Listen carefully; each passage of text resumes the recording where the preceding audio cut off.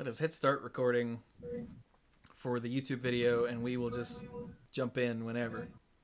Yeah, we can do the screenshot later when he gets here. Yeah. That was vaguely terrifying. That was Bebo, and Bebo want cuddles. I don't know what that means. I know you don't know what that means, and that's why it's funny. Fair enough. Is that why it's funny, or is that just... It is the byproduct. Ah, okay, there we go.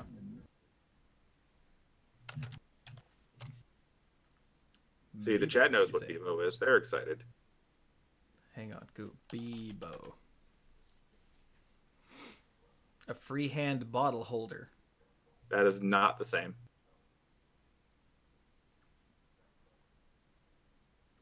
Wow, that's most of what I'm getting. Also funny. Oh, here we go. A fictional character that is part of the Cuddle Me Bebo toy brand. Isn't that everything you need to know? Where is this from? Do you want me to tell you in the odds and ends? Home Universe Earth 1? What? Yeah. Earth 1. Is this from the DC television universe? Yes. Oh. Alright then. So it's from 1992 in that universe. Yeah. Bebo is like their Tickle Me Elmo, and then the story does amazing things. Okay. There you go then. Okay, so let's start the show now. Now that the YouTube version of the show gets that. Yeah. That's awkward. Okay, so here we go.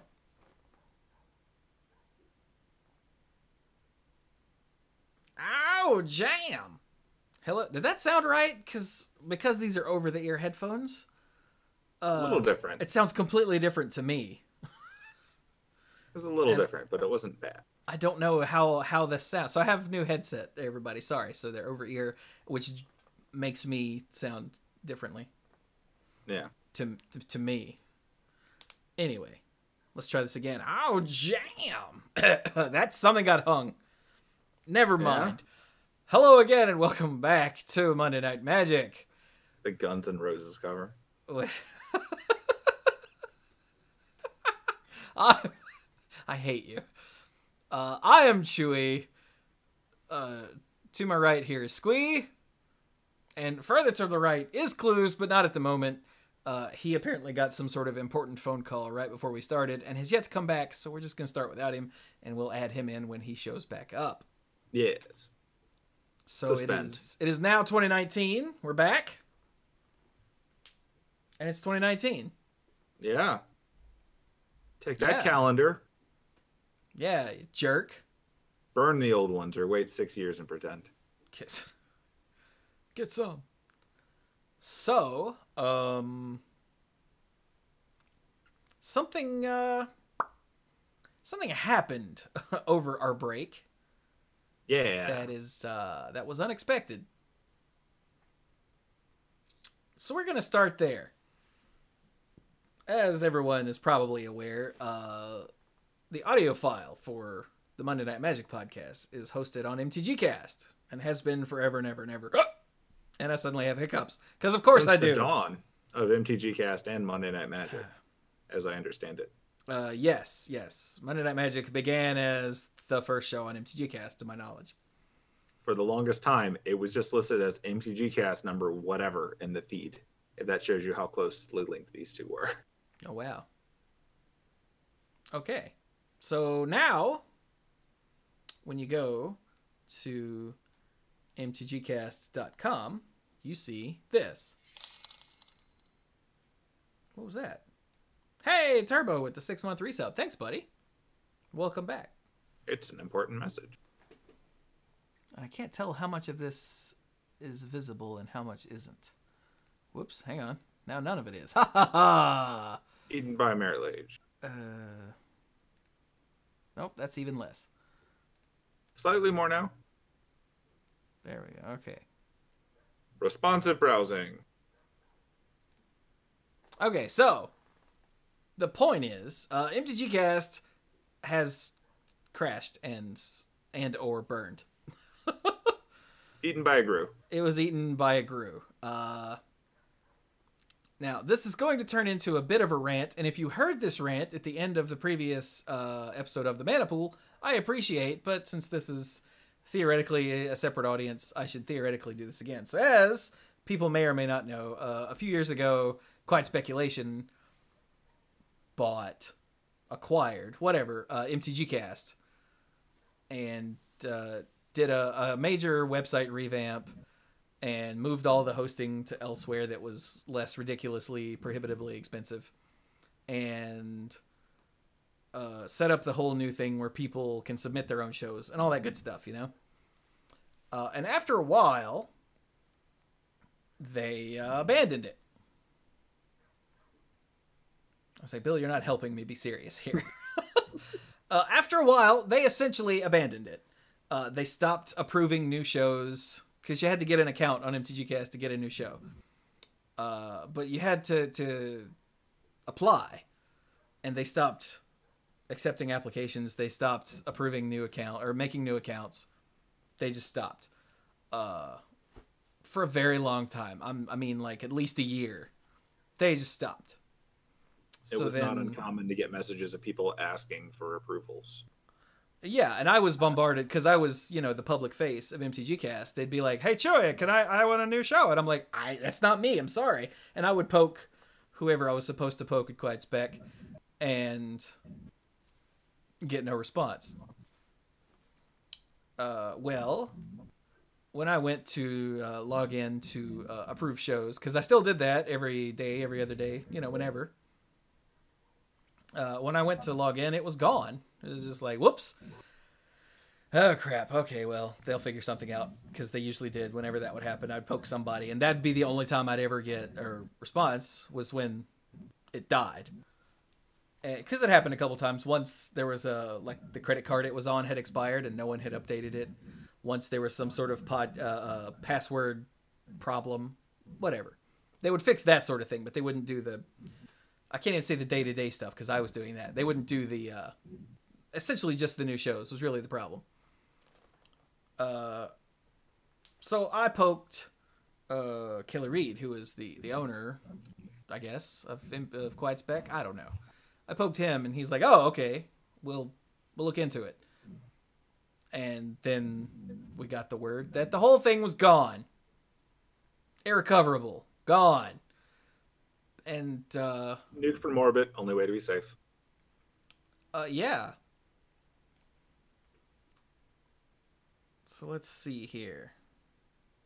Here's actually the message that was put in the hosts group. I'm just gonna make this public because it doesn't matter. There's nothing in here that's questionable. But they blamed it on somebody who 18 months ago they had contracted or gotten to help out someone outside of Quiet Spec. And that person, they said 18 months ago, mind you, so a year and a half, that person did it in some sort of idiotic way. And so when there was a server reset or something happened and everything crashed. But rather than being able to just pull it back up, it was all lost forever because apparently no one had made a single backup in over 18 months.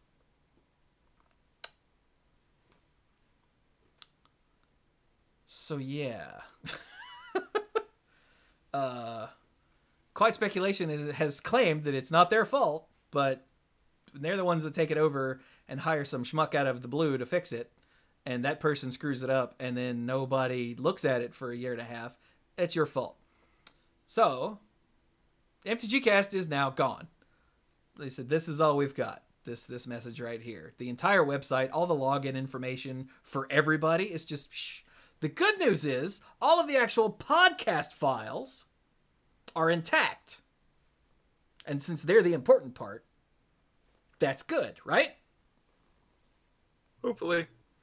What? Yes. No. That's good, right? Yes. Okay, there we go. So members of Hipsters of the Coast, you guys know them, right? They are working together with QuietSpec to get everything, all of those files downloaded and moved elsewhere and reclaimed and all that. But at the moment, it's all up in the air. So, so for this episode, at the moment, there's no audio version of the show. You can find it on Twitch and YouTube, and for now, that's it. Apologies. I guess no apologies, because if you're looking for that, you're not listening to this. But so if anyone asks, or you see anything anywhere on the internet, it's like, how happened to Monday Night Magic? Point them to Twitch or for the live shows, and then YouTube for the VODs for now. Because once they get something figured out, then we'll get something figured out. But for now, I don't know. Let me restate that. I don't know. Because, yeah, since Monday Night Magic was always hosted on MTGCast, I don't have a separate thing for that. Like, and I don't necessarily want to start another, like, Libsyn account that would cost me more money a month if they're going to get something figured out. So I'm just going to wait. So, yeah, that's where MTGCast is right now. Somebody's fixing it, and it's people who, for the moment, I have no reason to distrust for a change. So, yeah. But, so right now, RSS feeds for all of MTGCast don't work. They're hoping that they can fix that and somehow redirect the initial RSS feeds. Like, I know that if you go into iTunes, you can still pull some of the most recent things. I don't know why. Really? Yeah, like I can't get it to download them, but if I go to the iTunes store and hit play, I can hear them. But I don't know how long or why that works. And it only goes for the last 100 files, which means November 12th to December 27th. So if you missed one of the very recent ones, you might be able to fetch it out of that. But honestly, you should probably just go to the YouTube channel where they will still be, period.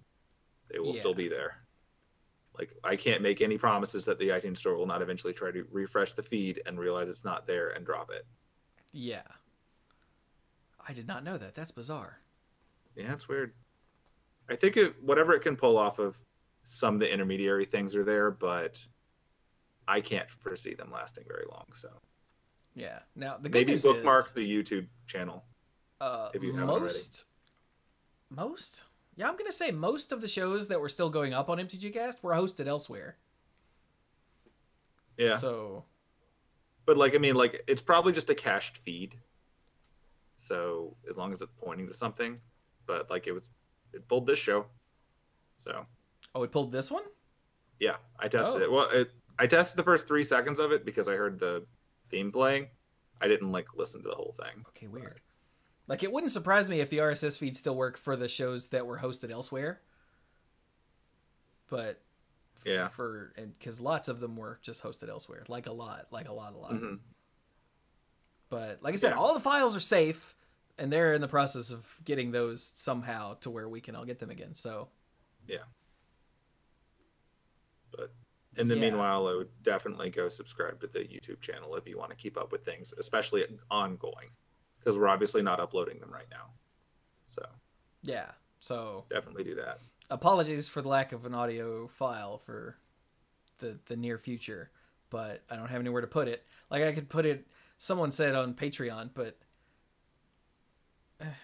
sure, it would give people a reason. So the real problem with this is that the vast majority of people who listen to the show just get it through the RSS feed and they hit download. Yeah. So if that changes and stops going there, they're going to go, huh, and just stop. The vast majority of people are just going to stop. So putting it elsewhere would help a small handful of people who want to go look for it. But again, that would cost money and time that I don't necessarily have. As you guys know, I'm very busy with my own Maniple Media empire. So yeah. So if you're listening to this somewhere right now, keep listening to it there. Yeah. If your friends ask you, hey, I was looking for it and I couldn't find it, direct them to YouTube. Yeah. And if anything changes, we'll obviously let you know in a future episode. Totally. So this is all just temporary right now. We have no idea what's going on because I don't have anything to do with that. So, but okay. So that's Stop that. all the download. Stop all the downloading. Help computer. So I guess now we should do some tournaments, huh? Yeah, it's been a while. We're not going to cover all of the plentiful tournaments that happened while no one was around, right? Why would we? I think it was we the are holidays. because none happened in the last couple weeks. I mean, this one was last weekend. This one was 2 days ago. Yeah, that counts. So it's one that we'd cover normally. Yeah, that's what I mean. Like, we're not digging through, like, the one random late December event. There weren't any. I thought there were. Whatever. We're talking about this one. We hit everything, and then there was a large break. That's why we didn't record. Awesome, then. As far as I know. I get confused by time. Sure. Wait, well, there's actually a thing in GP Oakland that I think we wanted clues around for. So let's jump to Star City, Columbus. We'll start there. Yeah, because Cluze isn't here, we could talk about the event that has Legacy. Hopefully he'll be back by then. One can hope. Hey, look, it's Team Modern. Hey, look, it's Team Modern. Dear God.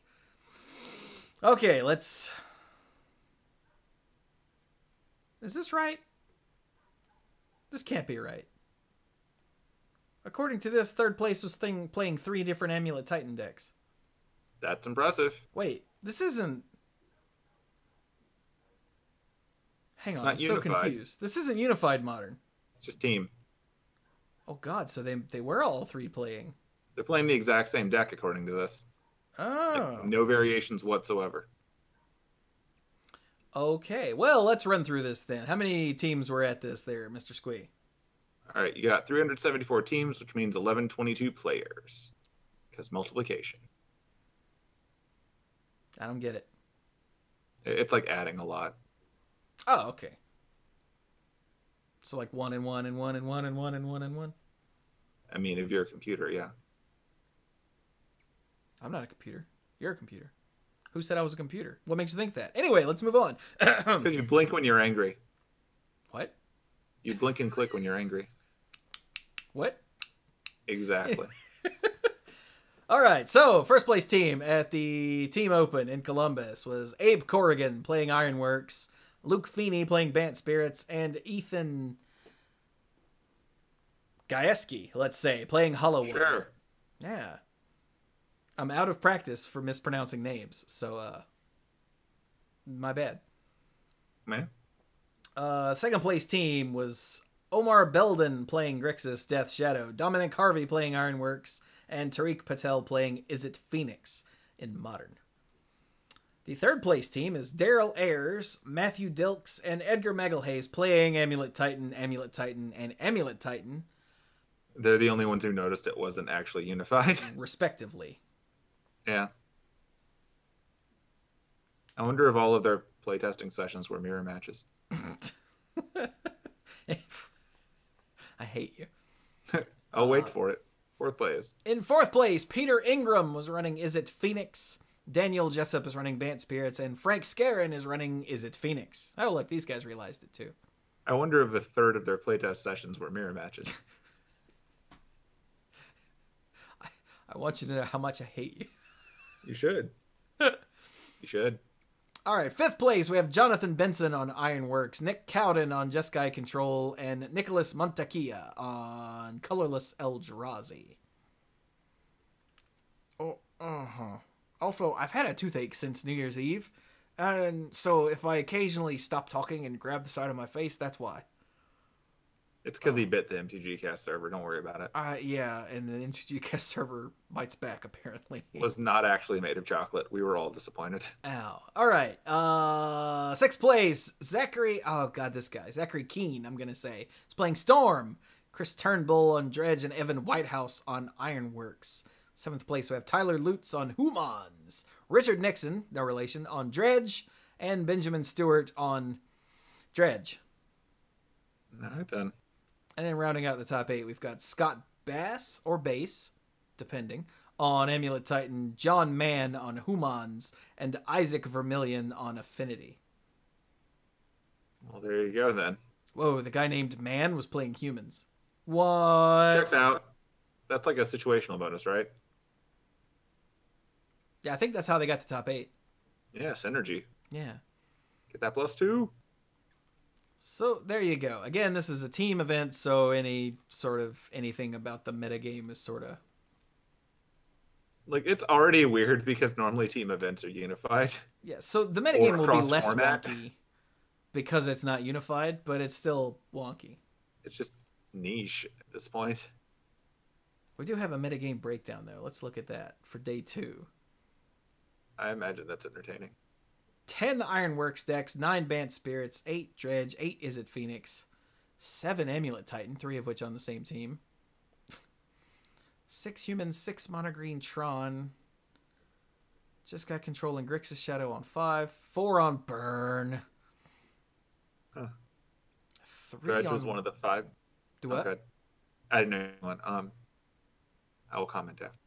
What? I'm so confused. 3 on Were Prison and Infect. And then from there, it drops down to 2s and 1s with John Dezorius Control, Hollow 1, Mono Red Phoenix. Ooh. Selesnya Hexproof. Is that Bogles? I guess that's Bogles.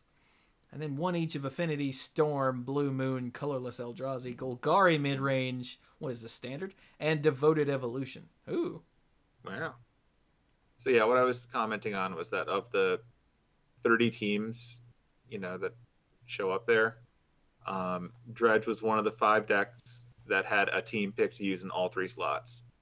The other 4 team decks were Jeskai Control, Burn, Amulet Titan, and Mono Green Tron.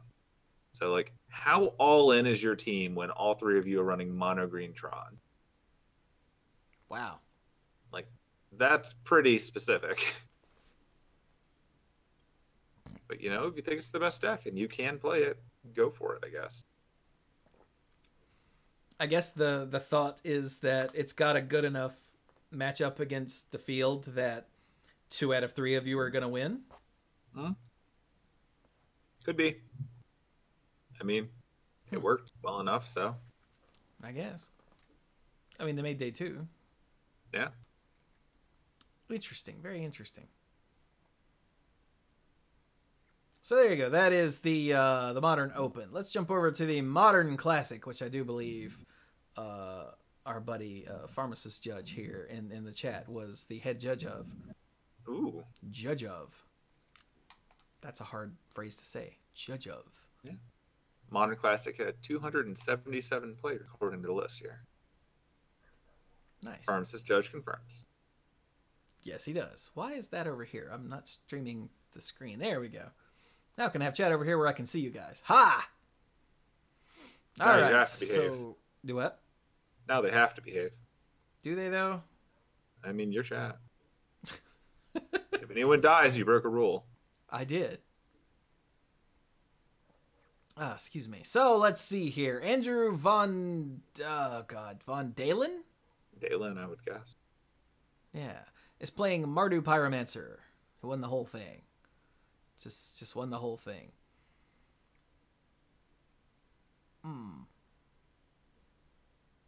Excuse me, Mardu Pyromancer made me clap my teeth together. This is gonna suck, dude. I have an appointment tomorrow. Would you like me to do some reading? Oh. I can get names wrong too if it helps. Okay, here we go. I'm good now. Until it Okay. happens again. Second place, we have Max Hirsch playing Humans. What? I just realized this is an accident waiting to happen. Hang on, I'm wrapped around like 3 different cords. There we go. Wesley C is in third place playing Modern Burn, which would make Cluze happy if Cluze was here. Nathaniel Monsees was playing Grixis Death Shadow in fourth place.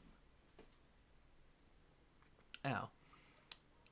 Ryan Ferries is in fifth, also on Burn. Burn. Hang on. Fifth. Sixth place is David Weisenberg, who's playing Humans. Emmett Morton in seventh was playing the Azorius Spirits. Logos. Azorius Spirits. Like Ghost Cops, right? What were they? Ooh, Ifara. What were they missing that usually makes it Bant Spirits, I wonder? Do we have a Bant Spirits deck handy? We do not. Well, balls. Okay. Yeah, I think. Oh, Collected Company. Duh. Thank you, Min. Appreciate it. I'm saying Ifara in the deck, though. I don't really think about Ifara that often. Ifara? Ifara. God Oh, of the Ifara. Hosts. Oh. As was Ifara, Rocket Queen. That's, Rocket Jump? Sounds dangerous. Okay. And then in rounding out the top 8, we have Colton Smith, who is also running Burn. Look at that, 3 Burn decks in the top 8. But it's not Legacy Burn, so Cluze is only sort of impressed. Does have Murder Pyromancer on top, though, so that always makes him happy. What else do we have here? Storm, Grixis Death Shadow, Dredge, Izzet Phoenix, Living End, more Izzet Phoenix, Golgari Midrange. What is the standard? And another Dredge. Popular choices all around. Yeah, nice. Yeah. Let's see. Min said it was a strange tournament. Spectators didn't know to keep quiet. I have 5 match losses for outside assistance. That Probably sucks. because the main event was team and spectators just didn't know any better. I mean, spectators shouldn't say anything during team either. Right? Like, that's not a thing you're ever allowed to do. Yeah, wait. Hang on. Was the concern that maybe like teammates were still trying to give input? Not just random spectators, but specifically teammates? So if that's the case, they should definitely know better. Yeah. Yeah, that's weird. Yeah. Pharmacist. Regardless, says, if you're at an event, don't. You are not part of the game. You do not get to talk. Just don't. Pharmacist just says, I have no idea. It was just super strange. I know L3s who've never given a penalty for outside assistance, and he had 5. That's so weird. Sick. Top 5 loss. Tell Preliman he can suck on it. I got 5 and what? You should like bring that up for JudgeCast or something. They'd probably be very entertained about it. Yeah. I mean, Preliman would love to hear that out in the yard.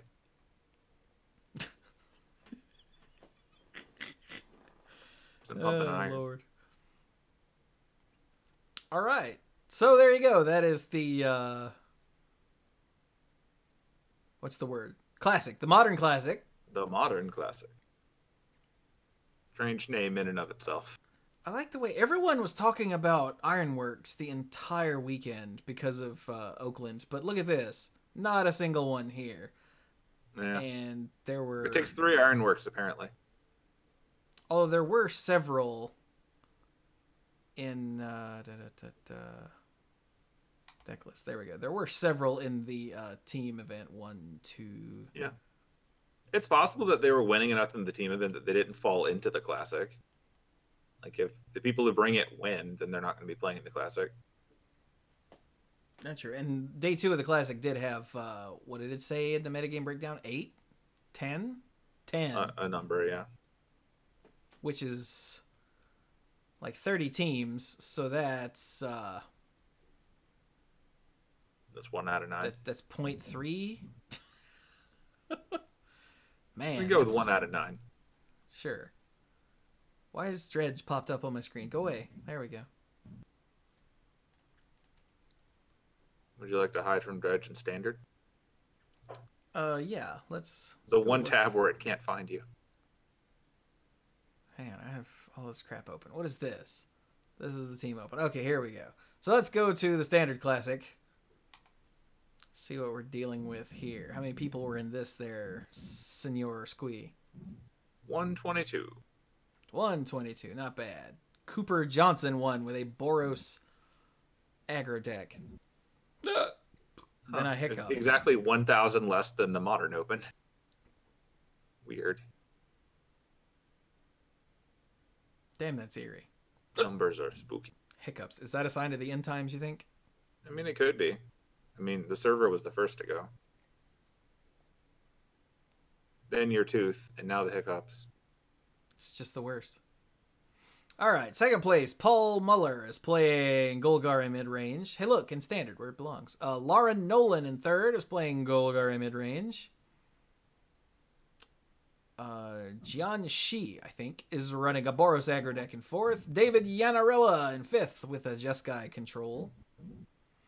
Andy Hillhouse in sixth with Selesnya aggro. Andrew Vorel in seventh with Izzet Phoenix. And Robert Meadows in eighth playing a Golgari mid-range.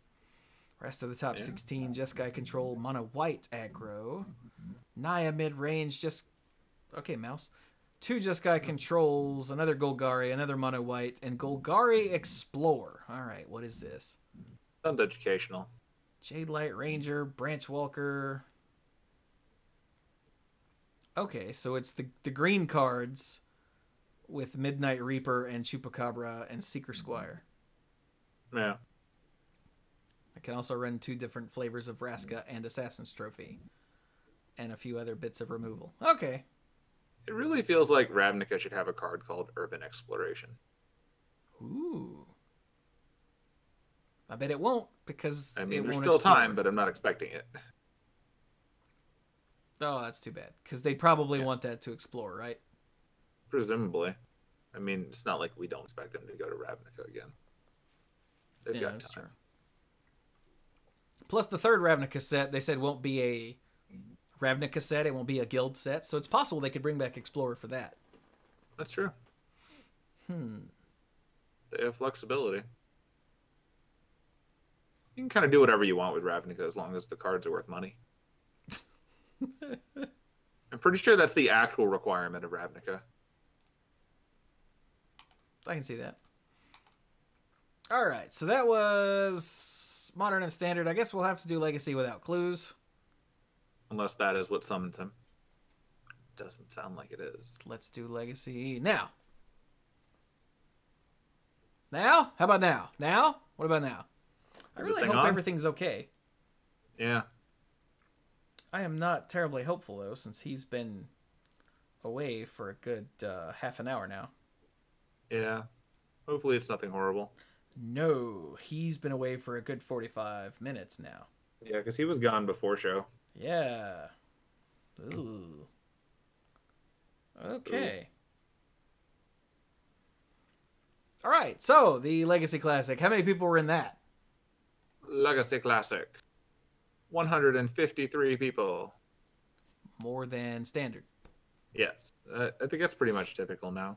It seems to be. I don't remember the last time Standard was the biggest. When there was a Standard Open? Even then, I'm not so sure. There might have been side events. You know, you only need 8 to fire.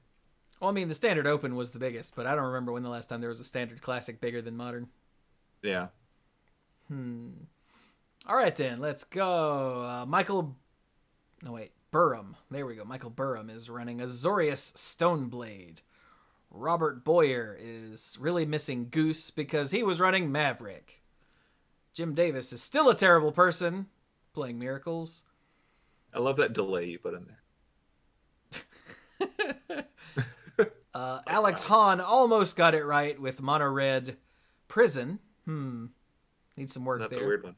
I'm doing this in the Cluze style. Do you like it? Gotcha. I noticed that. Daniel Dwan, let's say. I don't know what to say about this deck. So he's running Grixis Control. Well, like, if you're Cluze and you see Grixis Control, I think what you're really seeing is Rakdos Disappointment. Is how I think he would interpret that. Well, speaking of which, Jonathan in 6th place, Jonathan Saucier, or maybe Saucier, is running a Saucier build with a Rakdos Reanimator deck. I think he'd probably appreciate that a little more depending on what you're reanimating. Let's check. I bet it's Grizzlebrand. Yep. Grizzlebrand! That sounds right. And Chancellor of the Annex, and Tidespout Tyrant, and Ashen Rider. Yeah, these all sound right. Yeah. Okay. Tidespout Tyrant, what are you doing in this deck? That is what would hold you back in Clue's eyes. Yeah. Let's see. In 7th place, Alex Roach just refuses to die. Okay, that was bad. But That was awful. Grixis Death Shadow. Another deck that will never die. That is more accurate. And then, rounding out the top 8, Joseph Cockrell knows all and tells all, playing Omnitel. Look, I didn't do any of this ahead of time. It just occurred to me to do all that right as I was doing it. So I think I did pretty well. Omnitel. It's been a little while since we saw an Omnitel deck in the top 8. Yeah. But good news, lack of here clues. Only one Miracle's in the top 8. Look no further than 8th. Yeah, but since we have to look further than 8, we don't have to, but I choose to. There's another Miracles in 9th. Eldrazi Post, more Maverick, Sneak and Show, Grixis Control, Orzhov Stoneblade, Lands in 15th, and then another Grixis Delver in 16th. There you go, then. So all in all, it looks about like you'd expect, really. Yeah. Look at this mono red prison deck real quick. Fire jail. I was like, it's got Rabblemaster War Boss. This isn't prison. Then I look over at the spells, and I'm like, oh yeah, okay, it's a prison deck. Gotcha. Yeah. Yeah. Trinisphere, Ensnaring Bridge, Chalice of the Void. Yeah, like this is that special kind of prison where they only really need to hold you long enough to ruin your life.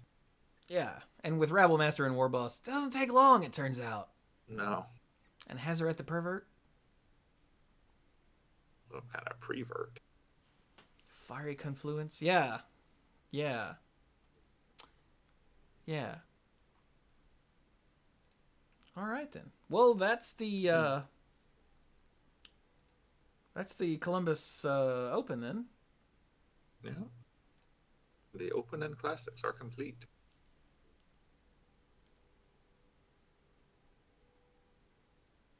Hang on, let me double check. You okay, buddy? Question mark, send. Okay. Just checking on clues. Verification. All right. I guess we should go into the GP in Oakland. Probably. All right. So, how many people were in Oakland? All right. Oakland had 1,119 people. Just a few under the Modern Open. The Team Modern Open. Yeah. 3 people. That's like one more team, so to speak. Huh. How about that? Spooky. All right. What do we have going on here? We've got... God, it's been too long since I had to say this guy's name out loud. Is it Eli Cassis? Is that how people say it? I think that's right. I think so. He was playing the Is It Phoenix deck. And yes, it is. Also Thing in the Ice, which that gets to... And Pyromancer Ascension. What? This is not the same Is It Phoenix deck that I saw before. I don't think there was Pyromancer Ascension in the versions from the end of last year. There might have been, and I just missed it.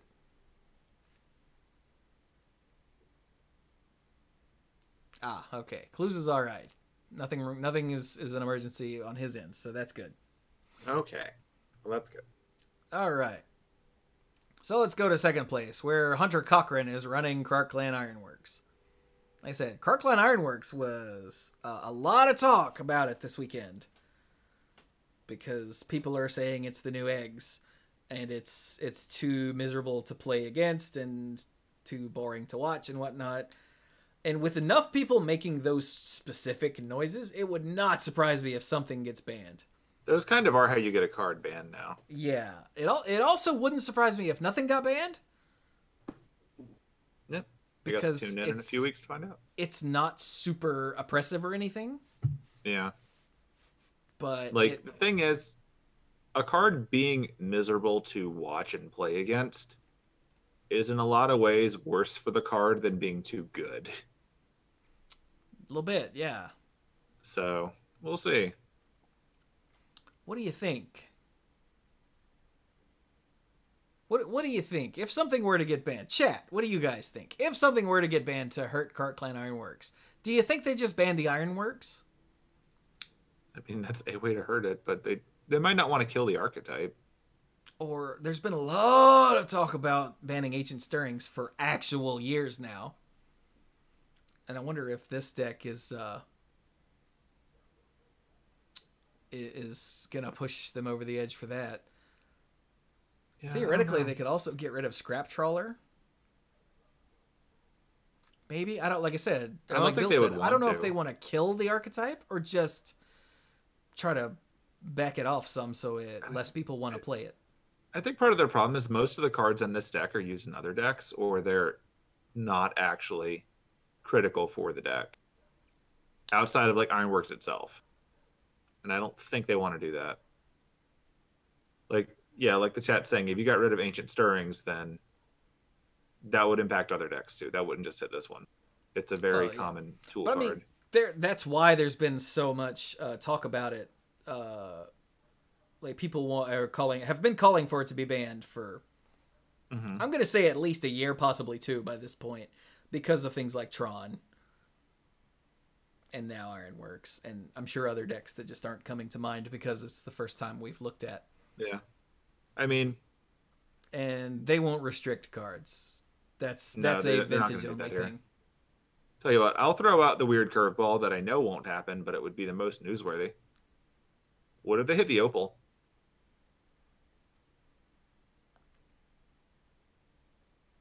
Like just straight up knocking a Mox out. Huh. I don't know what sort of knock-on effect that would have. I mean, it would certainly affect the decks that run it, but on the same note, it's not a unique effect. It's just a very efficient effect. Like, you can get acceleration in other forms, and it would hinder decks without actually killing them. But I don't know. Like, if I were looking for a card to knock out, it would be something like that, where they could run a lesser version of the same effect if they still wanted to play the deck. But I do not know how many other decks would be crippled by doing that.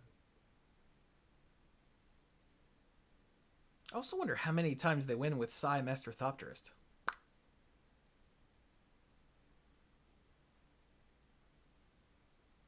I don't know.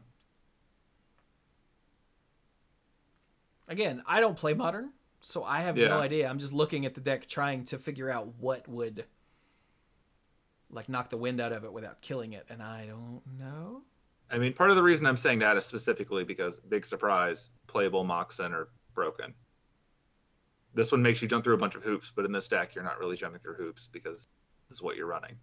Yeah. So I don't see that one getting banned, but you also probably don't. That's why you called it a curveball. So yeah, like, I mean, I'm not expecting it, but like, if I were going to throw something out there so that I could be the like 1 in 100 people like, ha, I called it, that would be it. Like, I could see a scenario where it happens, not a likely one, because likewise they want there to be Moxen in the game. So, yeah. I don't know. I don't actually think they're going to ban anything. So let's just clarify that. I don't think they're going to ban anything. Yeah. The BNR update is in 2 weeks, so we'll know then. Yeah. Traditionally, being upset about a deck at the beginning of January doesn't result in a banning in the middle of January unless it's like Eldrazi. And I don't think it's that level. I mean, but as you know, people have been complaining about the Ironworks for a long time. And yeah, I think enough of like the right people have brought it up to where I think them Wizards might potentially look at it. Mm-hmm. Like, I mean, I saw LSV talking about this stupid deck, and I'm like, oh. Yeah, we'll see. I'm curious to see where it goes. I don't have any expectations, though. All right, well, let's say we keep going. It's either that or the traditional just get rid of Darksteel Citadel because artifact land. I don't think that matters as much in this particular deck. I don't think it does either. Turning on the Opal, like, I think that's about it. Yeah. Like, I don't think it matters enough for this one either, but if you're looking for across-the-board things that they've already banned other variations of, I think that would be one to look at. But we'll see. We will see. They have people whose job it is to figure this stuff out. That is true. Spending way more thought on it than I am. So, in third place, right? These are in order they appear to be, yeah. We've got Alex Olson playing the white-blue control deck because When it's viable, that's what people play. Yeah, yeah. And just anytime I see Teferi, Hero of Dominaria, I'm like, oh, like that's just my gut reaction. So yeah, but that's deck we've seen for a while. We've got Matt Nass in fourth place playing Krark Clan Ironworks, and he's apparently at like a 90% win rate at the GP level with this deck, which is absolutely ridiculous. So, you know, there's that. Yeah. In fifth place, we've got Marshall Jankowski running Titan Shift. Not to be confused with Titanfall. That was a big first-person shooter back in the day. When I say back in the day, I mean like 3 years ago. That was forever ago in some gaming. Yeah, in the first-person shooter world, that was forever ago. But yeah, that's pretty normal deck. In what did I just say? Sixth place. Per tradition. God, that is always where I get stuck, isn't it? No. That's so weird. Garth Draculis, let's say, is running the Hardened Scales Affinity deck. Hey, look. He gets the award for best name, by the way. Does it? Garth Draculis sounds awesome. Oh, his name. Okay, I thought you meant the deck. I was like... Oh, no, I don't care about the deck name. I was like... his name sounds awesome. Like, that's the kind of that you see showing up in some kind of fantasy or sci-fi setting, and you're like, oh, he's going to mess somebody up. Yeah. He probably will. Is he the guy that's secretly a dragon? I hope so. Okay. Never saw it coming, man. It's true. Not since the days of Wormblood have we been so surprised. Yeah. All right, but yeah, the Hardened Scales Affinity deck. Look, Ancient Stirrings. Look, Mox Opal. Look, Darksteel Citadel. Again, I don't see Mox Opal or Darksteel Citadel being touched. But look, animation module. Wait, what? Yeah. So that's that deck. We've seen it before. Sam Black in seventh with Ironworks again. Yep. And then Stephen Haker in eighth with Ironworks again. Nearly identical Ironworks. Yeah. So yeah, it's like the lands are slightly different. The Ironworks sort of ran away with the top 8 with 4 showing. But I mean, if you look at the 4, you've got 2 of them are Matt Nass and Sam Black. Yeah. So like those showing don't up count. And doing well is their thing.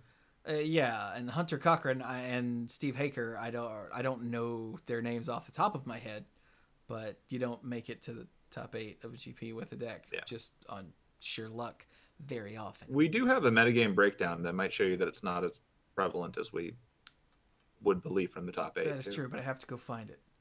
You do? Live coverage, top stories, because that's where they put it, because that makes sense. Yep. All right, the metagame breakdown. Krark Clan Ironworks had 12 copies in day 2, as opposed to Bant Spirits that had 29, and Is It Phoenix that had 25, and Burn that had 16. Yeah. Also Grixis Death Shadow. These are all out of 217, by the way. Yeah. So, like, a much smaller percentage of them. They just did well.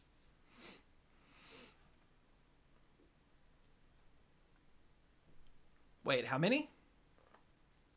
It says 217 players. How many made day 2 of the SCG team event? Was it 30 teams? It was 30 teams, yeah.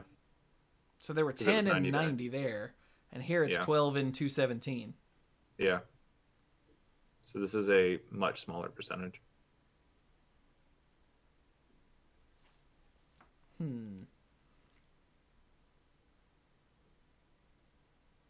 Hang on. Cluze is alive. Yay.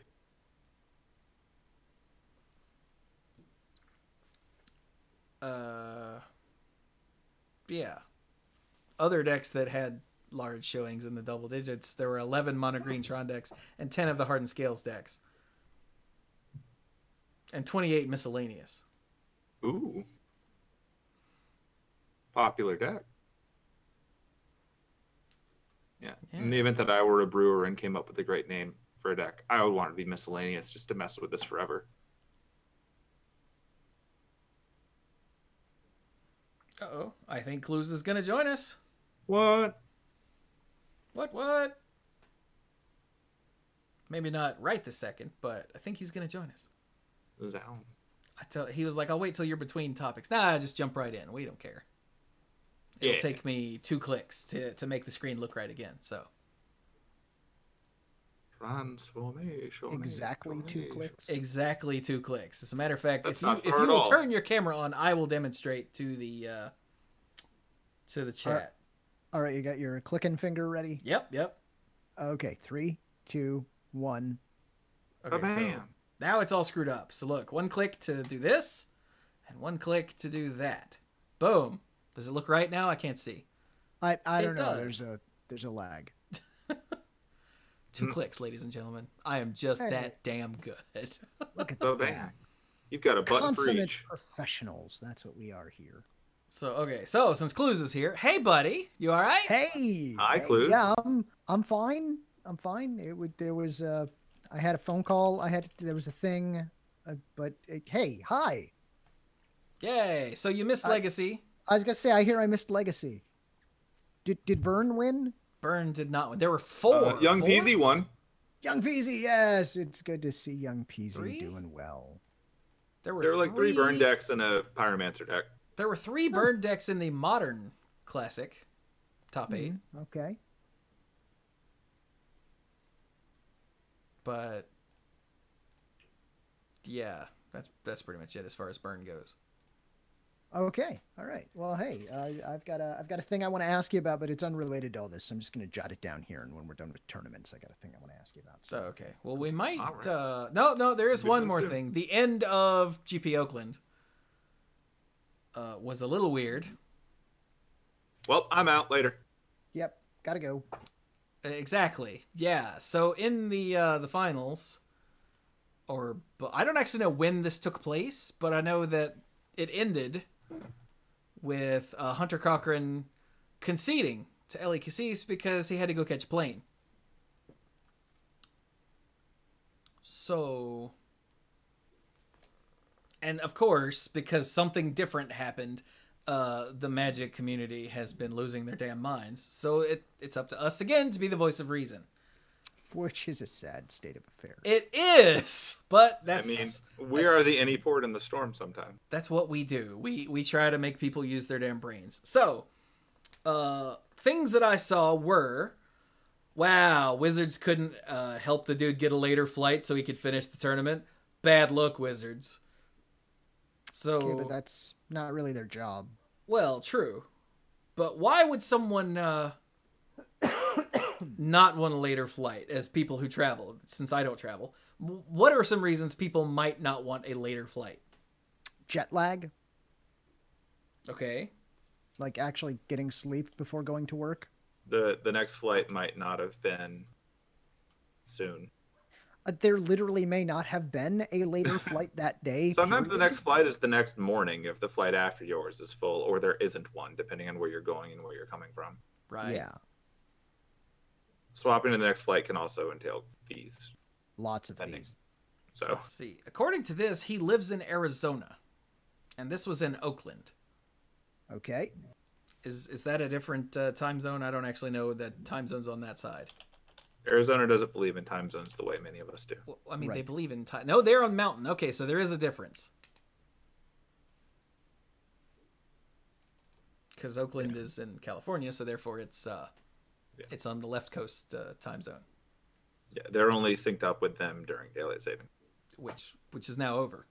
Correct. Yeah, there's a chance that the later flight would have literally taken all of his winnings.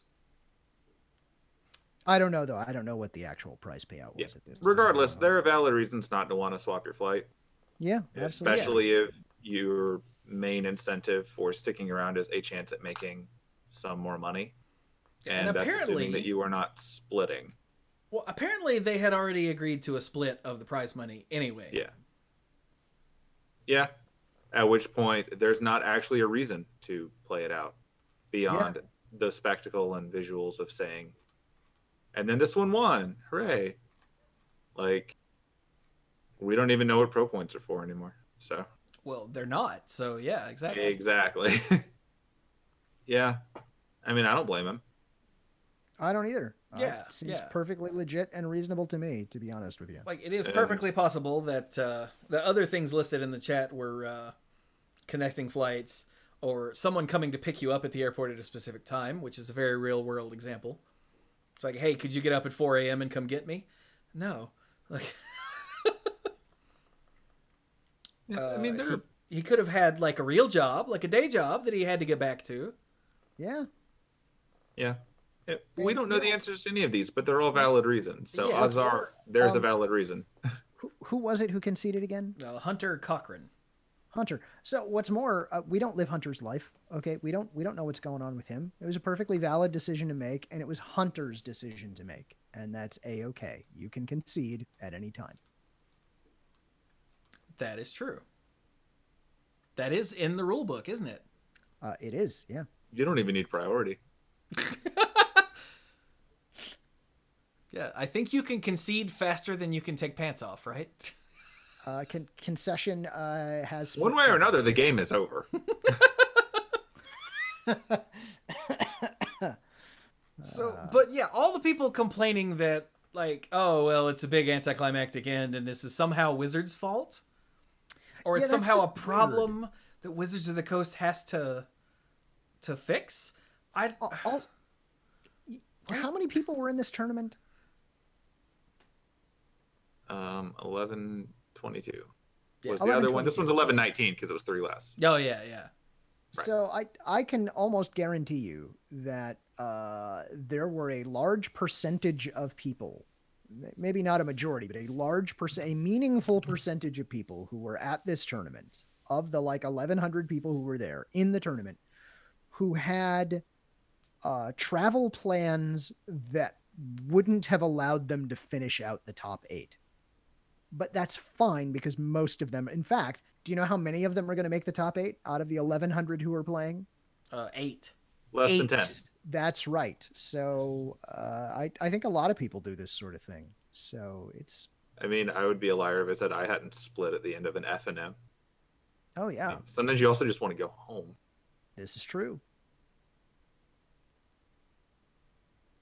Yeah. But yeah, what we have here is a lot of the time people choose to split at the end of a tournament, and playing it out is largely done for the cameras. And if you have the choice between doing something for the cameras and making your flight, go make your flight. And there are... You don't owe them that. I saw some calls on one of the social media platforms. Maybe it was Twitter. Maybe it was Reddit. I don't know. I saw some calls on the internet. Equally terrible, so... Friendster. Oh yeah, Wizards should make it so you're not allowed to concede. That is not enforceable. That is not a thing. You can't. That doesn't make just that. No, just no. Welcome to the game pits where we force you to play to the end and play your best. You don't get to choose if you're going to have fun. As soon as you sign up for this tournament, you have to play. You don't get to go home. 2 nerds enter, 1 nerd leaves, but only after being decided by a game of Magic. That's right. And nobody's getting lunch. Some Shadow Realm nonsense up in here. Gotta watch out for that. Yeah, so that's not really a world you want to live in. So that's just no. Yeah. Straight up and, no. and Pinball Witch said, I split at the last pre-release. You know what? I did too. And I was undefeated. And in the last pre-release, my last opponent was like, man, can we just split? I have split the end of nearly every pre-release. And I went, yes, we can. Typically, the prize structure is also not beneficial to play and have a shot at losing. I didn't look at the prize structure of this one, but having a guaranteed middle and making your flight is going to be better value than playing and hoping and then spending your, best case scenario, offsetting the cost of not making your flight. Kind of sucks. Don't do that. And if you lose, then you're doubled down. So no. Dark AJO said, if you concede, you're going to get a game loss. That is the punishment. Sure. Yep, that's accurate. Oh, God, that's good. So, yeah, everybody you just concede in the game, down. you concede in real life. Everybody just calm down with your idiotic hot takes. No one cares about your idiot hot takes. The tournament ended in a way that was satisfactory to the rules and the tournament floor rules. So I mean, I got extra satisfaction out of seeing the coverage people's faces. So, like, I came out ahead in this tournament personally.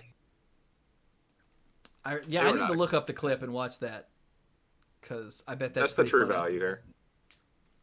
So, yeah. Like, you don't know Hunter, or, well, you might know Hunter. You are not Hunter, unless you are Hunter, in which case, hey, buddy, thanks for listening. Hey. But, which, he'd have to be listening live or watching on YouTube, because we covered that already. I mean, according to his listed occupation on the Wizards website, he's a trophy husband, so I don't know what the hours are for that, but odds are, as a trophy husband, you don't actually have to bring home a trophy. Probably you are the not. trophy. So, yeah, everyone just calm down. There are things other than you getting to watch the finals. Yes. It'll be fine. It's not There like will be it's other Worlds. It's just a GP.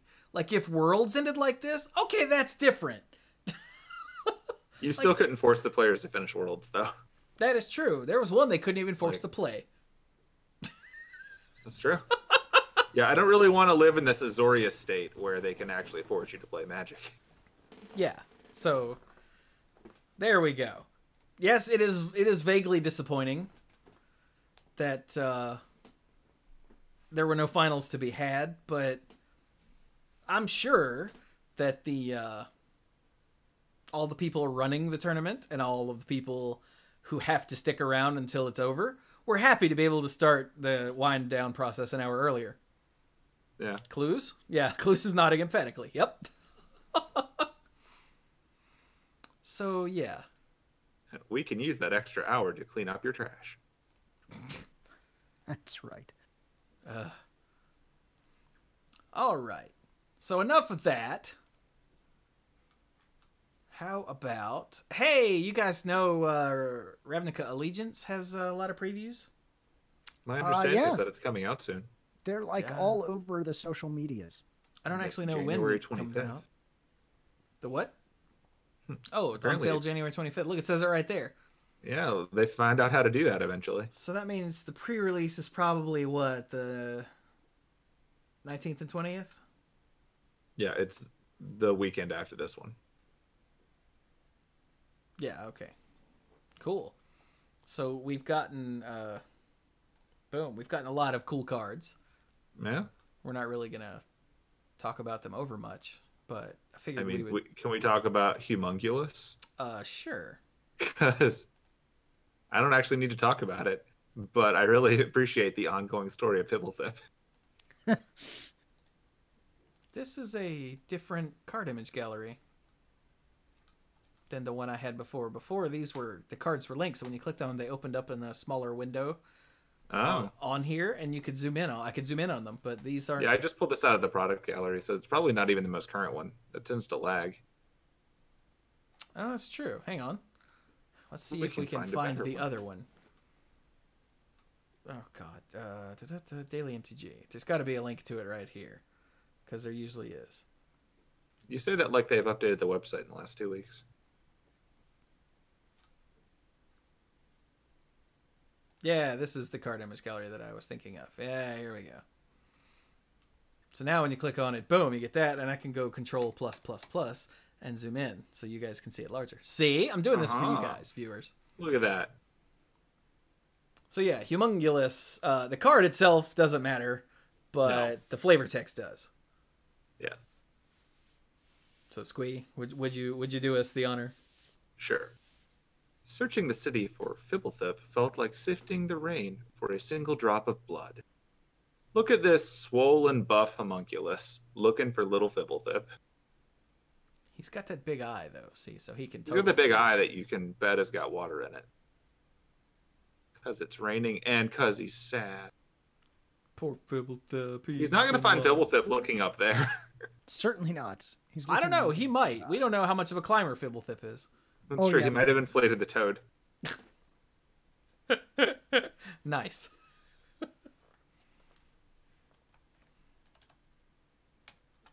So yeah, we've got that. Some of the names and flavor text in this set are just brilliant. Like Drill Bit. That's a good one. There's something in red. Amplifier. Yeah, I like that. Brilliant name. Some judge test waiting to happen on that. There's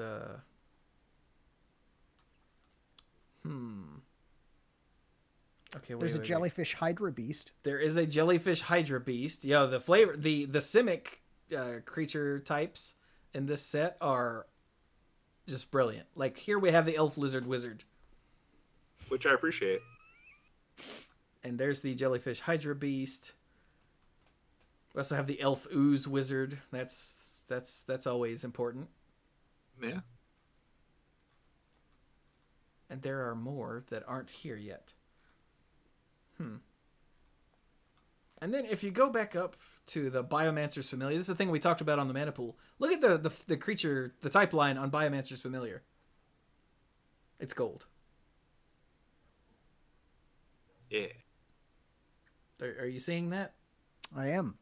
Could you read the entire type line? Creature mutant. It's not a homunculus mutant. No? It's not it's just a mutant. You mean like a goat bear?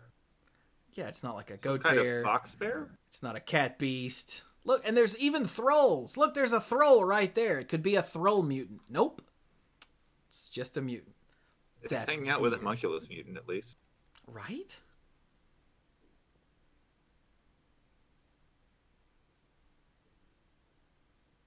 I think the just mutant probably needed flavor text more than most, and I'm sad that it won't get it. Yeah, on the mana pool, we actually named the mana pool after this guy. I named it the Vat of Forearm Juice. Oh. Because we realized that this guy was made by dipping into the vat of forearm juice and not mixing it with anything else. Mm-hmm. All right, then. Look, he's just forearms. Like even his head looks like a piece of a forearm. Look at him. I think it might be 5, actually. Because it looks like there's 3 there in the bottom and then the 2 that are holding stuff. I think it's a total of 5 arms. I hate you. I do too. But we've also got new Planeswalkers. Like a wall master. We've got Dovin Grand Arbiter here, who looks pretty good. There's a new Domri that was officially previewed today, but hasn't made it to the card image gallery yet. Correct, yeah. We've got Kaya, who is a sideboard superstar Planeswalker. Yeah. And then there's Domri, who is neat. Hey, chat, anybody want to grab me a link to Domri real quick?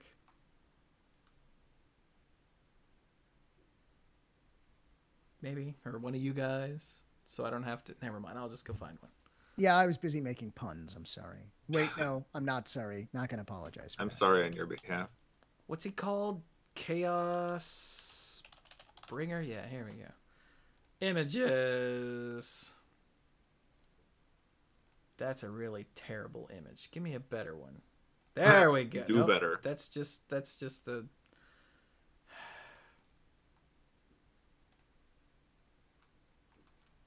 Oh, and here's the bottom half. Why is this separate?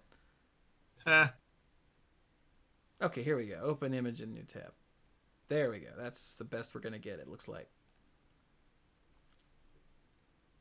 Oh, wait, what's this one look like? Open image in new tab. No, that's the same image. Okay, that's fine. That works. So we go back to here, and we've got Domri Chaos Bringer. Hey, Cluze. Do you like Domri? Domri's okay. He's got at least one color that's cool. Are you asking me to read Domri? Sure, Chaos why not? Bringer? Domri Chaos Bringer, who will cost you 2, a red and a green, for a 5 loyalty. Legendary Planeswalker Domri. It's of course mythic. No surprise there. Plus 1. Add red or green to your mana pool. If that mana is spent on a creature spell, it gains Riot. Okay, I can dig it. -3. Look at the top 4 cards of your library. You may reveal up to 2 creature cards from among them and put them into your hand. Put the rest on the bottom of your library in a random order. That seems good. Not going to talk about the random order thing again. We already hashed that out like a month ago. Yeah. -8. -8. It's 5, 6, 7, 8. Okay, then okay, great. You get an emblem with at the beginning of each end step. Create a 4/4 red and green beast creature token with trample. That's exciting. It is. Yeah. I agree with Pinball Witch. She said that they're not boars, which, considering there are already boars in the set, and boars in his artwork, the fact that he makes beasts instead is a little weird. It is a little weird. But I guess that's because they Are the didn't boars want... in the set 4/4s? What? No, they're not tokens. They're just boars. Gotcha. There are creature cards that are boars. Gotcha. But why they went with beast tokens instead of boars, I don't know. Which I'm fine with because I, have. My guess is that something else in the set makes beast tokens. I would guess there's something else that makes beast tokens. Well, yeah, but something else could also have made boar tokens. Sure. I mean, that's true. Wild boars, because it's always Huffer. For those of you that play Hearthstone, you immediately win. It is always Huffer. Unless you need Huffer to win, in which case you will never get Huffer. For the most part, every time I look at the art of this thing, I'm just imagining the Tusken Raider noises. Well, yeah, totally. Except nasally and pubescent. Well, I mean, And his voice is cracking. A new trilogy Tusken Raider noise. How's that? Ah, gotcha. Okay. Yeah. But, yeah. Those boars do look pretty happy, though. They do. They're like, yay! They just got a touchdown because this is actually just a football game or something. Probably. Half the art that you get that has red and from this set, you can pretend is at a sporting. It just works out that way. A little bit, yeah. Also, the Huffer thing comes from Hearthstone, in case you don't know. I assume. There's a hunter card called Animal Companion that gets you one of 3 different beasts, and Huffer is the 4/2 with haste. There's also a 4/4 with taunt, or a 2/4 that buffs your other creatures. So when that 4 damage would win you the game, you get one of the other 2. That's just how it works. But if that 4 damage wins your opponent the game, they get it every time. Anyway. Shut up. It's always Huffer. And Al just pointed out that one of the greatest names for a card ever is the Hackrobat. Yeah. Mm-hmm. Yeah, the Hackrobat is... Whoa, what is... Yeah, thanks. Mythic spoiler. Jesus Christ. Open image in a new tab. There we go. The Hackrobat. It's another of those where the card is whatever, but the name is brilliant. Yeah. How do you like the uncommon goblin, Cluze? Which the Zerta goblin at the end of the color, or the multicolor before the split cards. Hold on, I gotta get the end of the multicolor before. It's simple, but I think you'll appreciate the simplicity of it. Oh, the Zerta goblin? Yeah. Okay, a red and a green for a 2/2 goblin berserker with riot. Yeah, I can dig it. It's here's your hasty 2/2 or your 3/3 for 2. Yeah, I like it a lot. Yeah, I'm cool with both of those. Excuse me. Just seems nice and clean and like a tiny goblin deck, and better than some existing cards. And it's got Wayne Reynolds art, so there's that. Although I'm not really sure how I feel about this punk rock goblin trashing the Boros in the artwork. Not sure how I feel about that. Is he trashing him, or is he just Oh, I think he's trashing him. It looks like he's tearing a flag. Yeah, but if you see, he's I can't tell if the Boros guy in front of him is running away, or if the goblin is standing on his back and about to hit him in the head. No, I think what Fayan says is I think he's riding him. It looks like he's holding the back of his cape as a bridle. That's possible. I mean, that is funnier. Giddy up, little soldier. And the little soldier goes, you! Because little soldier. Get it? Anyway. That's terrible. No, actually, I don't get that at all. I'm sorry. I actually am sorry for that. I'm sorry. I'm old. It's a little soldier boy. We'll tell you when you're older, Cluze. Who? Exactly. These days, that is accurate. Can I talk about New Year's Eve for a minute? Yes. So New Year's Eve, I was at home. We were it was getting close to midnight, so we turned on one of the major networks to see the ball drop in Times Square there.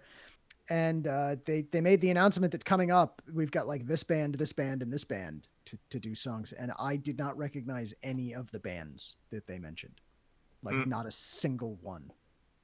And then another year ended, and I turned it off, and I went to bed. So wait, was this was New Year's Rockin' Eve with Ryan Seacrest?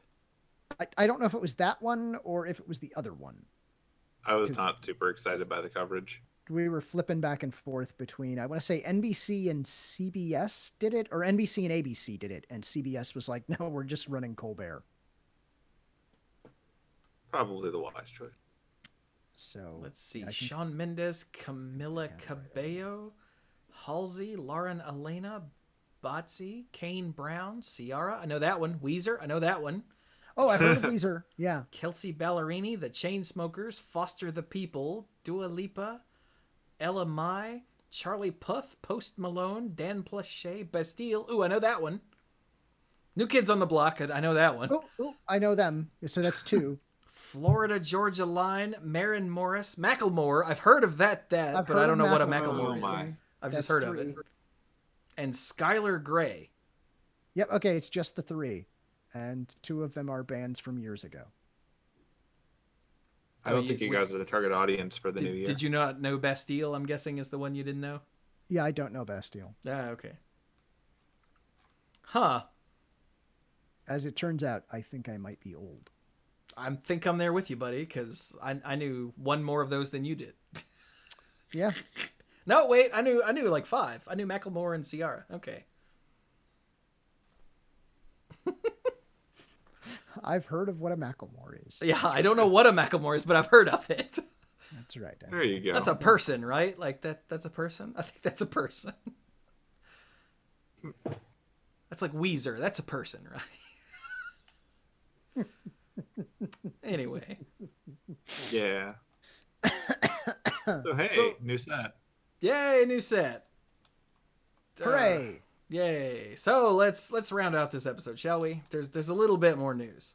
Are we going to round it up or down? Depends on what the card says.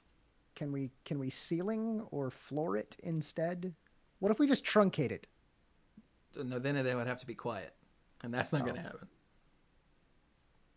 All right, so here's an esports announcement that is not related to the Magic Pro League. It's just esports in general. Tempo Storm, who is an esports organization run by a sort of a jackassy sociopath, started by a jackassy sociopath, but they've grown bigger than Reynad, and they're a big deal now. They have entered into the Magic Arena world with Caleb Durward, Jeff Hoagland, and MTG Nerd Girl, who are three players, streamers, what have you, and they're the Tempo Storm Arena team. I'm not entirely sure what that means exactly, because they're not, to my knowledge, competing as a team. Welcome to esports. So, like, but I guess that Tempo Storm is sponsoring them, essentially, to play Arena and be Tempo Storm players. Like I said, if there's not, like, a league or a team or something, I don't understand what's going on here. But the only knowledge I have of Tempo Storm is in the tournament structure, so. Yeah, and if you go down, it appears that Tempo Storm has teams in other things as well? ? Oh yeah, they have teams in a lot of stuff, but most of them, like I said, they're competitors. Like Tempo Storm has a team or had a team FFF in the Heroes of the Storm Global Championship before that got nuked from orbit. Do they have a team for Duel Masters? I don't think anybody has a team for Duel Masters. Oh. There's a middle school somewhere that does, but...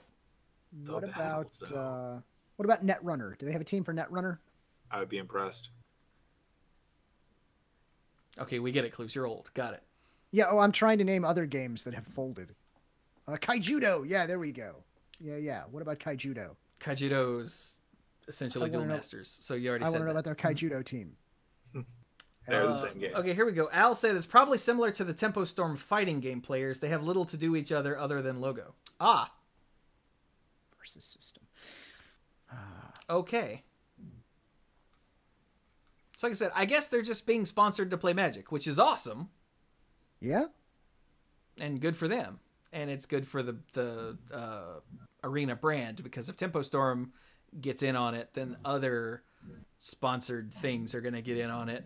And more players will get that bump and that sponsor. So, if some advice for Team Tempo Storm, if you're arranging travel for your team members, try and put the flight after the top 8, just in case.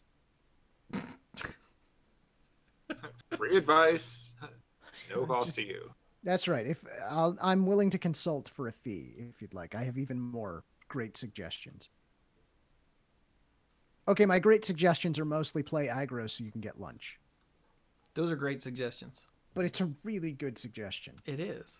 You can't just give them away like that. Now they don't have to pay you. And keep track of your life with a pen and paper. You can't stop yourself now. Like, no one's going to pay you. Damn it. This is why I'm poor. All right. Let's go to another bit of news. And this came courtesy of Nick Prince today. If you can see this, he's tweeted a screenshot here that shows that Alex Bertoncini has all of a sudden, as of today, been handed a lifetime ban. Yup. From excellent Magic. And the question was, where did this come from? Because usually when something like this pops up, you're aware of that, Bertoncini was made a top something or was playing in an event. I didn't hear any of that until this popped up. The rumor that has been floating around social media that is completely unsubstantiated, so we're just repeating crap that we've heard just because we don't have anything else to say, is that a news organization. Like a news organization, at least a modern day news organization, is that there may have been something involving the word bribery, and I don't think we mean the card in Commander. But we don't know that, but that's literally the only thing I've seen at all. So that is complete happenstance and hearsay, but as long as I'm very clearly emphasizing that that's all just social media nonsense. We will never know unless he comes out and says it himself. Yeah. They will not tell us. We just know he's banned for lifetime. Yeah. So, which a lot of people are like rejoicing as if they won something, but okay, sure, whatever. He is banned until Karn restarts the game. That is true. Yeah. Now, if we did win, like people are tweeting this with like hashtag victory. Now, if we get winnings, someone tell me where to opt in on this. Yeah, please. Because I would like my, $1.37 of the victory against Bertoncini. But class action lawsuit. Exactly, yeah. But yeah, otherwise extra wolf tokens for everyone. I don't know, like people are cheering because he's because he's an unrepentant cheater, and he is shown several times to be unrepentant, and his apology was not one that jumped out at you as sincere. Yeah. So yeah. So there you go. That's news. But yeah, so he is out of Pro Magic now and out of anything remotely sanctioned. Out of organized play Magic, period. Yeah, so if you want to play without fear of this particular cheater, go for it. You can. Yeah. There are some other strange things. I don't know if you followed the other link to just the suspended DCI memberships link that was updated January 7th that just has them all alphabetically. If you do that, there's some weird things. So you'll find some repeated names, and that's where people had more than one DCI number, and so they've just banned both of them or suspended both of them. Right. But the thing that I found interesting is if you scroll down to the Bs, there is a Troy and another Troy with different names, but I think they may be the same name and just one is spelled wrong. I don't know. The two Troys. I suspect. I'm highlighting them here. That they're two completely different people who just have very similar names and both got suspended on the same day. For the same amount of time. For the same amount of time. The same amount of time. That's right. I choose to believe that it is one of them has an evil wild mustache. Coincidence. I hope one of them has an evil mustache and the other one does not. That would be awesome. All right, then. So, if you've ever wanted to check out the suspended DCI accounts, well, here's your link. It's in the tweet right there. Actually, I might just link that. Oh wait, I'm not doing show notes because there's nowhere to post this. That's so right. Never mind. And incidentally, for those who were curious about these sorts of things, if you are running a tournament in WotC tournament software, it actually checks this database to see if a person can. And if you put in a DCI number of someone who's suspended, it just won't let them in. So now you know. Yeah. Half the battle, etc., etc. Lasers.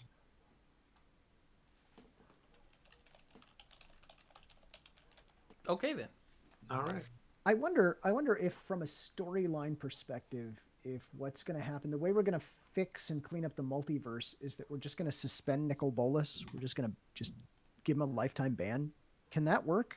If you suspend something, it'll eventually resolve. Yeah, that's why I said we're going to have to give him a lifetime ban. We can't just suspend him. But can we just get the DCI to ban him? I don't think you can by virtue of he probably runs it. He's probably, at the very least, he's got somebody on the inside. I mean, he's got someone everywhere else. Like, find the Planeswalkers and the DCI, and they work for him. It worked on Ravnica. Yeah. All right, then. So, one more two more little bitty things. Emrakul is suspended. But quiet you. I think Cluze listened to one of these, but here lately, in recent times, Magic has started popping up in places that aren't Magic-centric. So, NPR has apparently re-aired this episode of Planet Money that was about Magic. I remember that. Yeah, this went up again on December 26th at the end of the year, so if you didn't listen to that, here's your chance. And then also on 99% Invisible, they which is a pretty nifty podcast. If anyone doesn't listen to it, I recommend it. There you go. They have an episode of Imaginary Worlds that is about magic. So I'll let Cluze tell you more about that because he's listened to this. I did listen to this just the other day, and it's okay. If you're a hardcore Magic player, there are a couple of bits of it that are a little bit cringy, but not as cringy as most stories about Magic, where they obviously have no idea what they're talking about. But if you can get through those, they go on to talk about some interesting aspects of design and play, and how at least a couple of cards came to be. So it's a pretty good episode. I think it's only about half an hour long. So it's totally worth a listen. It's really nice to hear like non-Magic focused outlets talking about Magic in a reasonable way. Right, because it's so often, I don't know if you guys have experienced this. This is me talking to the listeners here, because I know you guys, we've talked about it. Oftentimes when you're talking to, for lack of a better, I'm just going to co-opt the word for a couple of minutes. When you're talking to muggles about Magic, it can be sometimes hard to explain what it is that this game is all about. And so sometimes it's nice to be able to go, hey, listen to this. This will at least give you a taste.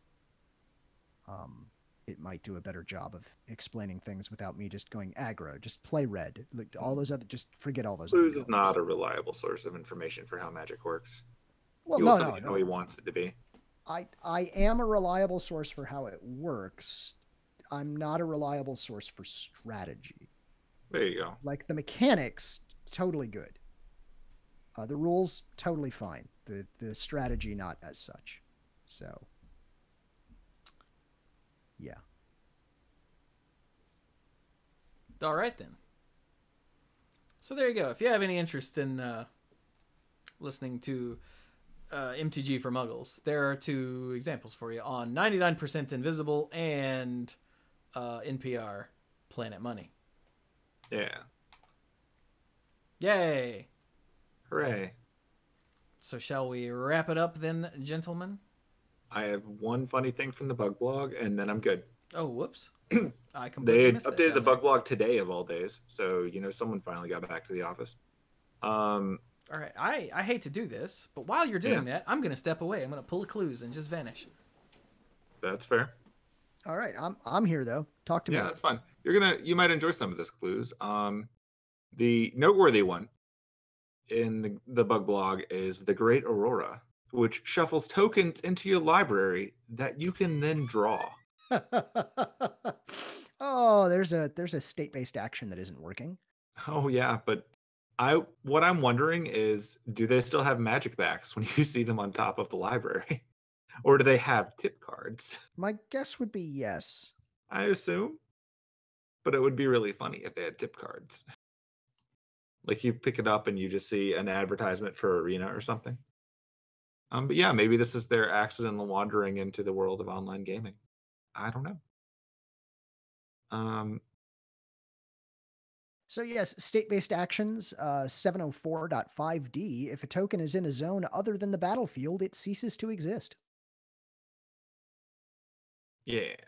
There you go. Go listen to the episode of JudgeCast that talks all about state-based actions, which is episode I have no idea. I'm sure they've done more than one by now.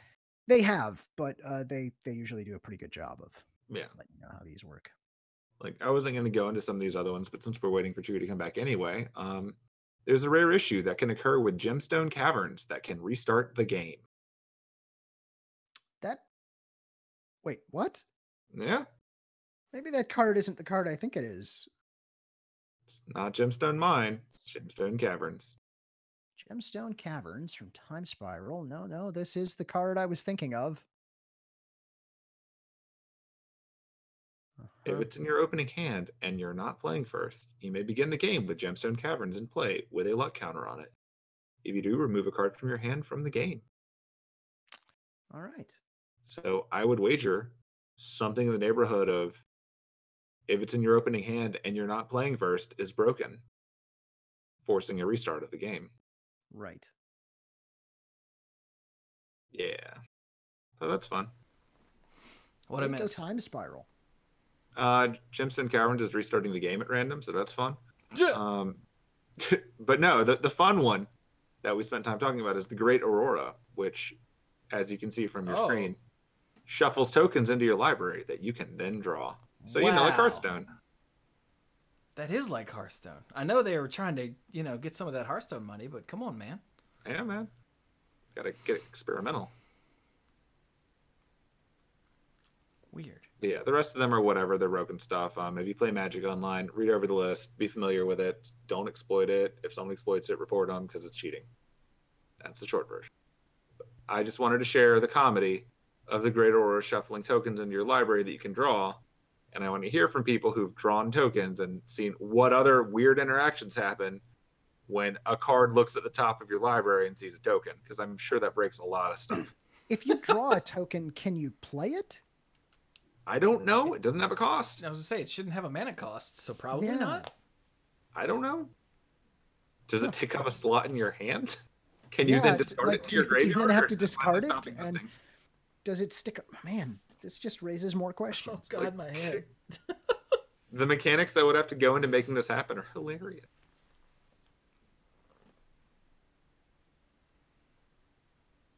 Okay. Yeah, so that's the funny one. Anyway, that's that. We can wrap up now. So I guess I will start that. You can find me on Twitter at SqueeGoblinAbob. There's no I in Goblin because I'm pretty sure it's still on vacation, but it's also possible it left early to catch its flight to its next vacation. That thing takes a lot of time off. I don't know. As for the rest of me, last few weeks have been fun. Unfortunately, we're all back to real life now, but I would like to ask if anyone in the chat has seen it, if someone can tell me if Young Justice Season 3 is living up to what I've wanted it to be, since it's on a streaming service I do not have. So, would like to know because I would like it to be amazing, and it apparently just came out this past weekend, so somebody tell me.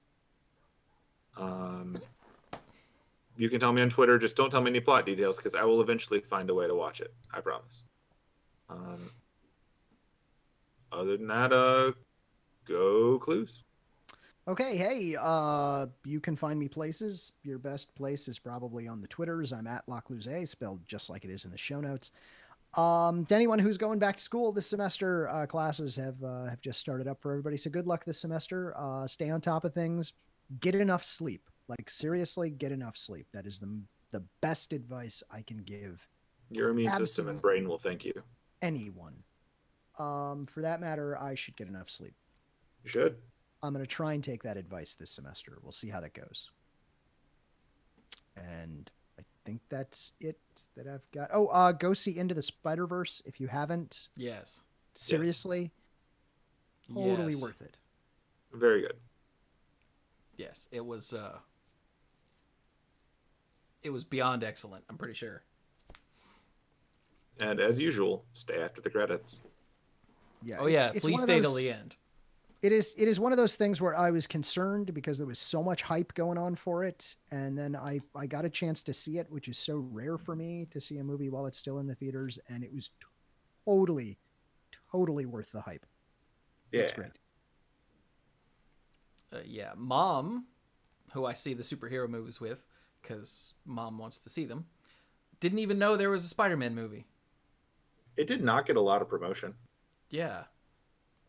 And when we got done, she said, "Holy crap, that was awesome!" I'm like, "Yeah." She's like, "No, I mean it. Like that was really good." I'm like, "Yeah, I know, Mom." She's like, "No, that was amazing." Yeah, that was spectacular. That was sensational. That was web of. That was Peter Parker. That was giant size. So yeah, go see it if you haven't, and if you have, maybe consider seeing it again. That was And His Amazing Friends. Ooh. It kind of was as a movie. That was pictures of Spider-Man. Get them for me. Moving at rapid pace. So that just leaves me where, hey, how y'all doing? I got a Super NES Classic from viewers and listeners and community members, and so I have done, I think, just 2 streams now. You playing it. I beat Super Punch Out. The very first thing I did was play and destroy Super Punch Out on my Super NES Classic on stream. It was awesome. It turned into 2 YouTube videos. So if you haven't seen Super Punch Out, I highly recommend it because it's really good. And I just destroyed it. It's been a maximum of like 18 years since I played it, and a minimum of, I think it was 8, 7, 8, 9. It was on Fight Night Round something as a special thing, but I can't remember if I had the GameCube version where it was as an unlockable thing or not. So I don't remember if I actually played it again. I just don't. But either way, it's still been a long time, and the first thing I did was play Super Punch Out and just run through it and win. Just the whole damn. Just bam. Just the whole damn. So yeah, like I said, that went up on YouTube because I was proud of that. I also failed at doing special moves on Street Fighter 2 Turbo. And I made a video out of that too because it was pretty funny. The reason I couldn't do special moves. It's a tale of hubris and functioning controllers that I thought were broken, and ultimately my own stupidity. So yeah, that's on. The these rise are and on, fall of man. pretty much, yeah. These are on youtube.com/themanapool. Also over on YouTube are some clips from the Roguelikes for Charity 2018 stream playing Hand of Fate, which is a roguelike. Monos? No, not that one. The good one. It's a roguelike deck building game that also has Arkham style combat. Yeah, it's a lot of fun, and I can't wait to play it some more. I also just recently on stream here on twitch.tv/themanapool played through the story mode for Mortal Kombat. That's the 2011 reboot of Mortal Kombat, which has a story mode that has 16 chapters and takes anywhere between 4 and 8 hours to complete. Depending on iframes. Yeah. God. So that will end up in being probably 16 chapters, 16 videos on the Manapool YouTube channel, because just like I did with Injustice back in the day. Injustice was the second fighting game by NetherRealm Studios, by the way. The Mortal Kombat reboot was the first. They had a pretty good run then. Yeah, they've done, Like and that's what they game. do. They do Mortal Kombat and Injustice. Every 2 years, there's another one. So, like, they did Mortal Kombat in 2011. They did Injustice in 2013. In 2015, they did Mortal Kombat X. 2017, they did Injustice 2. And now in 2019, they're going to have Mortal Kombat 11. Okay. Yeah, so that's what they do. They do it used to be Midway, before Midway went bankrupt, and then WB bought them. And so NetherRealm Studios is essentially what was the Chicago Midway development studio. Fair enough. Yeah. So it's not like these are new people that are taking over Mortal Kombat. No, it's Midway still. Like, Ed Boon is the guy. So, you know. But yeah, like I said, I played through the entire story mode, and it's a lot of fun because it's really long and story heavy. And then I have to fight a few times. But I really did play it for the story, and I love it. So those will be going up over the next however long it takes to get 16 videos up without only being 16 videos of the same thing in a row. And Cluze has a fidget spinner up in front of the camera. He's trying to regain the youth that he doesn't have. It's true. He thinks the longer he listens to the fidget spinner, the more bands he'll be able to identify. If I spin it the other way, time goes backwards. Oh, well, don't do that. On my screen, you're flipped, so be careful. Wait a minute. Wait, so does that mean you should spin it the other way so we can go back and tell them to make a backup of MTGCast? the MTGCast? I don't know if I can spin it that far back. Yeah, probably That is not how I would use the time turner. That's also true. So over on, like I said, here on twitch.tv/themanapool, since the last Monday Night Magic episode, I played some Hitman. Played some Hearthstone. I've made 2 SNES Classic streams. Played some Mortal Kombat. Played some XCOM. I'm still taking the Twitch chat army in to fight the Alien Menace. It's been a good end of the year thing here, and I have plenty more planned with plenty more games that I want to stream. So super important, Katamari Damacy Rerolled is out. Yes. Play that. It's too expensive for me to buy on Steam for a Roll short. you up into my life. I'll go buy it for you on Steam. No, don't buy it for me. I won't play it. So just don't. Katamari Damacy. But yeah. But anyway, like I said, lots of stuff going on here on Twitch in addition to podcasting and whatnot, as per usual, as the kids say.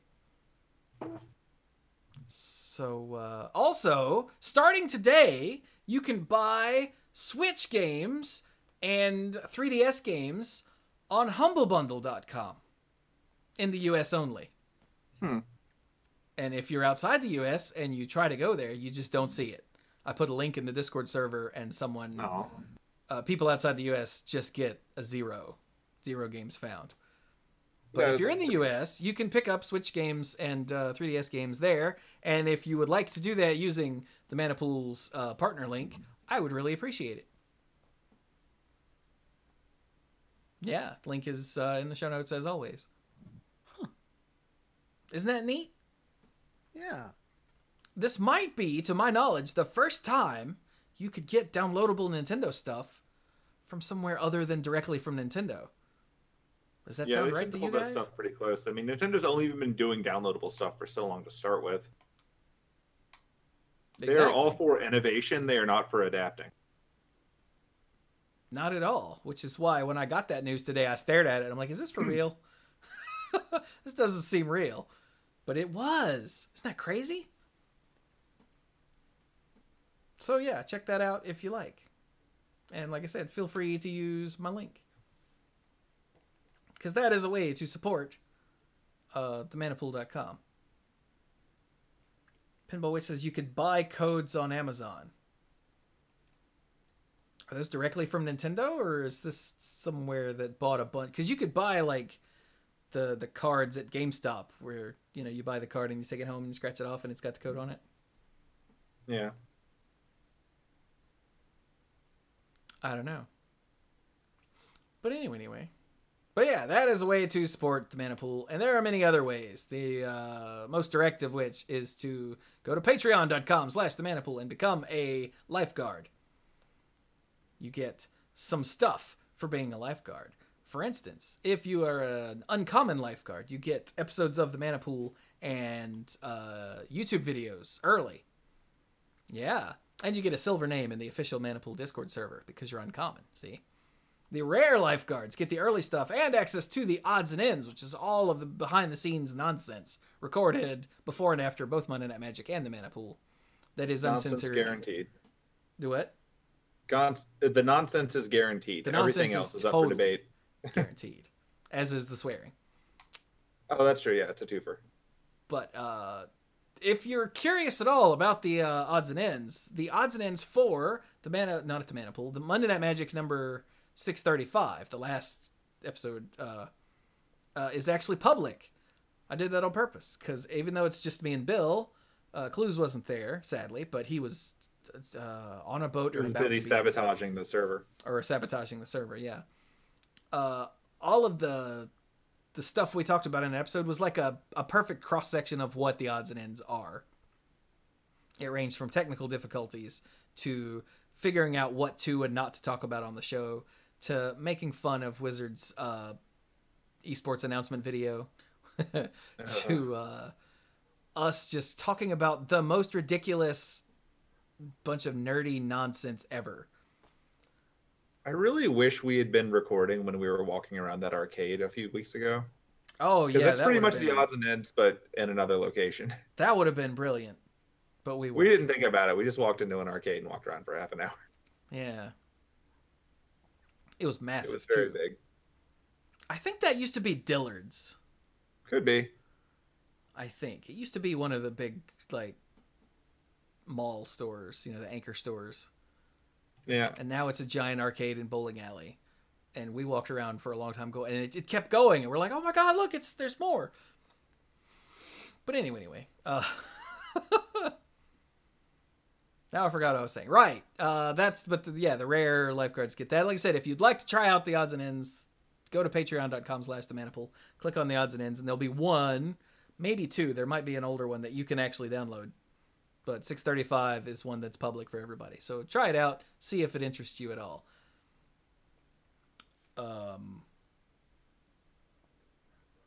Rare lifeguards also get the golden name in the Discord server. And the mythic lifeguards get the mythic orange name in the Discord server. Ooh.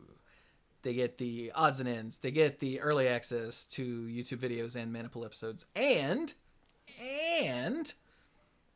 they get the sponsorship shout out on both podcasts and on the end screen for all the YouTube videos that go up each month. So I would like to thank the Mythic Lifeguards. Kim Ho. Kim Ho is the one who gave us the links to the two non-magic podcasts, NPR and 99% Invisible. So thanks, buddy.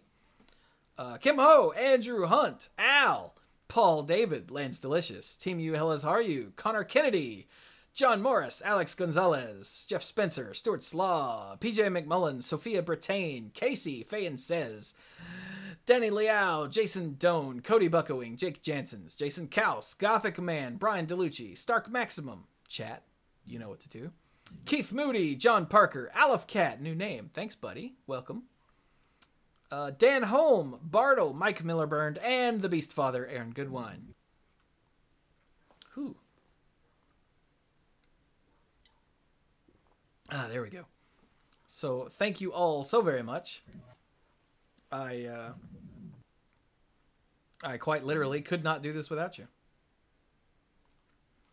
And Yay. with that, I think this is a good place to stop. Episode 636 of Monday Night Magic. So I hope everyone had a good 2018, and I hope 2019 is better. Yay.